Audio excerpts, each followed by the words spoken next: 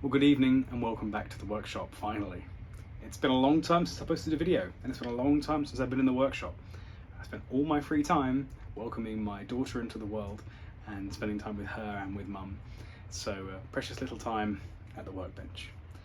I don't know how much that's going to change, but certainly I've realised that my time in here is very limited, really. And as such, if I'm not going to do one project, I may as well not do the 5-inch gauge locomotive because it's not going to get done any quicker. I'm going to crack on with that. The steam toy absolutely is going to stay in the background, much like the 2.5-inch gauge locomotive you picked up again when the Caprice decides. But let's get cracking on that 5-inch gauge locomotive. Right, it's a long time since I had the chassis up here on the bench.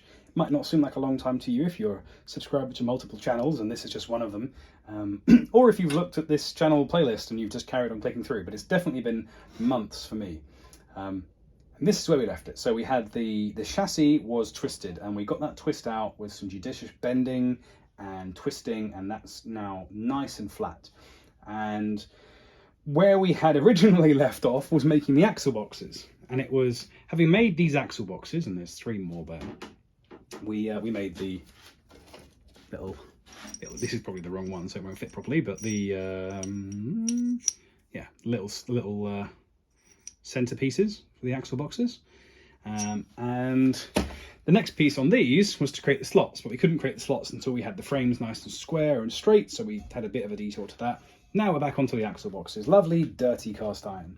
So there are 2 measurements that we need to be really careful with this slot. I mean, it's a slot that only has 2 measurements, I guess, but definitely it's one we need to bear in mind, and that is the depth of the slot, so how far in it comes, like that, so it can slide down in here.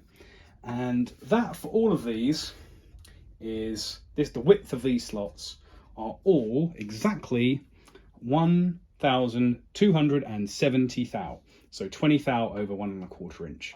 And I did that because way back in those earlier videos, you might have seen we actually had some crazy tapering in where the previous engineer for these parts at least had come in maybe with a thinner end mill or taking deep cuts, and it had drifted out. So that's why we had to take 20 thou off, so we could get nice straight vertical horns. So that's perfect there. And the width of these, I've checked the width of every single one of these from the front face here to the inside of this little bronze sliver here, and they are about 6, they should be 625, but in a similar method, in order to get them nice and flat all the way up and down, we have to take a bit more off, so they are about 610. I think this one here is 615, I think this one here is like 605, but within 10 thou. And lateral slop isn't that critical here, the width of the slot here, because when we're driving along, let me get the axle and I'll demonstrate. When we're driving along and we hit a curve in the track, the axle is going to want to pivot like this. And if this is a perfect fit in that horn, then there will be no play to allow the axle box to twist, obviously, because it will then be a diagonal relation to the straight axle box sides here. Now that doesn't have to be very much at all in order to facilitate the amount of unevenness that one would expect, but it has to be there. And oftentimes you'll see in these things people easing the slots so they like a semicircle shape, and in some cases they omit the inside face of the axle box completely, because if you think about it, it's going to be running in there and there's nowhere for it to go. Maybe with shouldered axles rather than these plain axles, admittedly.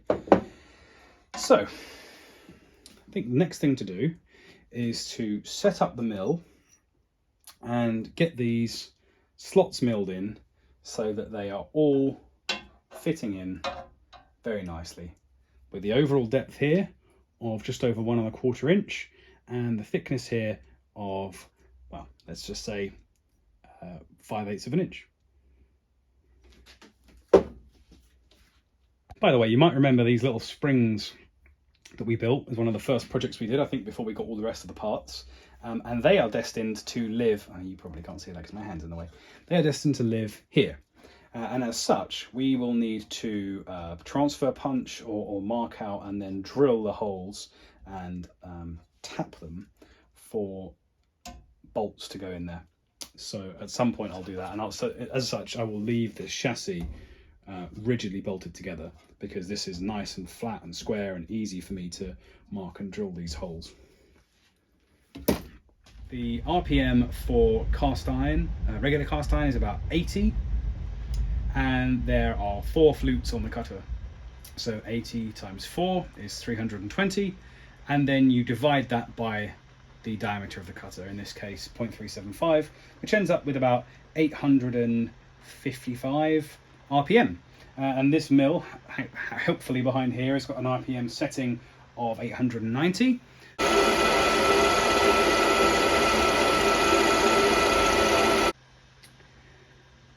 So this is now exactly, and I say this with little air quotes, exactly 1.490 inches, which is the same as the rest of them, which is not precise in the grand scheme of things, but is precise enough that each one of these can now be milled, have the slot milled, and then flipped and have the slot milled, and the same for the others. And I don't have to reset just for this exact one here. So I need to double check the instructions because I'm pretty sure I need to get the order operations right. I might need to put in the keep and then put the pin in maybe, and then mill it, or mill it first and then put the keep in. So I'm going to check that before I go any further. And that actually is probably it for today. And I know that's an extremely short video, but I just wanted to show you that I am out here, I am working, and we're working back on the 5-inch gauge locomotive.